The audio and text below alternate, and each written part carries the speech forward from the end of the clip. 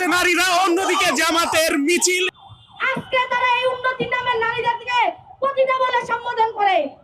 জামায়াতে আমিরের টুইটার হ্যাকিংয়ের পেছনে রাষ্ট্রপতি ও বিএনপি জড়িত। গতকাল রাত থেকে সোশ্যাল মিডিয়ায় তোলপাড়।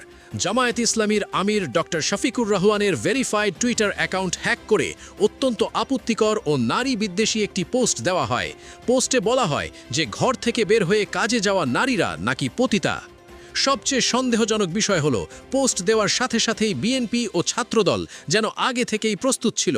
তারা তৎক্ষণাৎ সারা দেশে কর্মসূচি ঘোষণা করে এবং কোনো সত্যতা যাচাই ছাড়াই ডক্টর শফিককে নারী বিদ্বেষী বলে আন্দোলন শুরু করে। তাদের এই তাড়াহুড়ো স্পষ্টভাবে একটি পরিকল্পিত ষড়যন্ত্রের ইঙ্গিত দেয়। ঘটনা মাত্র ২৪ ঘন্টার মধ্যে জামায়াত ইসলামীর মিডিয়া বিভাগ জরুরি সংবাদ সম্মেলন ডাকে এবং ডিজিটাল ফরেনসিক প্রমাণসহ দেখায় যে অ্যাকাউন্টটি সুপরিকল্পিতভাবে হ্যাক করা হয়েছিল। তাদের আইটি বিশেষজ্ঞ দল লাইভ দেখায় যে একটি শক্তিশালী ফিশিং লিঙ্ক ব্যবহার করে এই হ্যাকিং করা হয়। সবচেয়ে বিস্ফোরক তথ্য হলো এই ফিশিং লিঙ্ক এসেছে খোদ রাষ্ট্রপতির কার্যালয় থেকে।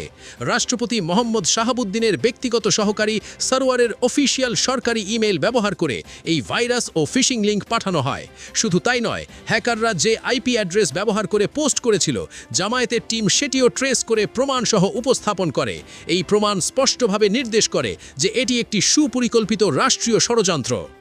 সমস্ত তথ্য প্রমাণ স্পষ্টভাবে নির্দেশ করে যে এই পুরো অপারেশন পরিচালিত হয়েছে বিএনপির নির্দেশনায়। রাষ্ট্রপতিকে ব্যবহার করে এই কাজ করানো হয়েছে বিএনপির রাজনৈতিক স্বার্থে। বিএনপির শীর্ষ নেতৃত্ব, বিশেষত তারেক রহমান এবং তার ঘনিষ্ঠ চক্র দীর্ঘদিন ধরে এই ষড়যন্ত্রের পরিকল্পনা করেছে। বিএনপির লক্ষ্য ছিল ডক্টর শফিকুর রহমানকে নারী বিদ্বেষী হিসেবে উপস্থাপন করে জামায়াতের ভাবমূর্তি নষ্ট করা, কারণ তারা জানে যে আগামী নির্বাচনে নারী ভোটাররা অত্যন্ত গুরুত্বপূর্ণ ভূমিকা পালন করবে। যদি জামায়াতকে নারী বিদ্বেষী হিসেবে দেখানো যায়, তাহলে নারী ভোটাররা জামায়াত থেকে দূরে সরে যাবে এবং বিএনপি সুবিধা পাবে। সবচেয়ে প্রকাশ্য বিষয় হলো ভাইরাল স্ক্রিনশটটি। পোস্ট দেওয়া এবং স্ক্রিনশট নেওয়ার মধ্যে মাত্র ১ মিনিটের ব্যবধান।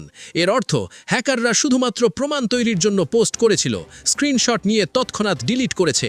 ১ মিনিটের মধ্যে স্ক্রিনশট ভাইরাল করা এবং ছাত্রদলের তৈরি থাকা কর্মসূচি ঘোষণা করা সবই পূর্ব পরিকল্পিত স্ক্রিপ্টের অংশ। বিএনপি কেন এই নিকৃষ্ট পথ বেছে নিল তার কারণও স্পষ্ট। রাজনৈতিক ময়দানে, আন্তর্জাতিক সম্পর্কে এবং জনসমর্থনে কোথাও বিএনপি সুবিধা করতে পারছে না। সারা দেশে এখন জামায়াতের জনপ্রিয়তার জোয়ার বইছে। এই বাস্তবতায় হতাশ হয়ে বিএনপি বেছে নিয়েছে সাইবার ষড়যন্ত্রের নোংরা পথ। যে বিএনপি আজ নারীদের অধিকারের কথা বলছে, তারাই হিজাব টেনে খোলে, গর্ভবতী নারীদের পেটে লাথি মারে এবং নিরপরাধ নারীদের হত্যা করে। এই একই মানুষরা এখন নারীদের রক্ষক সেজেছে। কিন্তু আধুনিক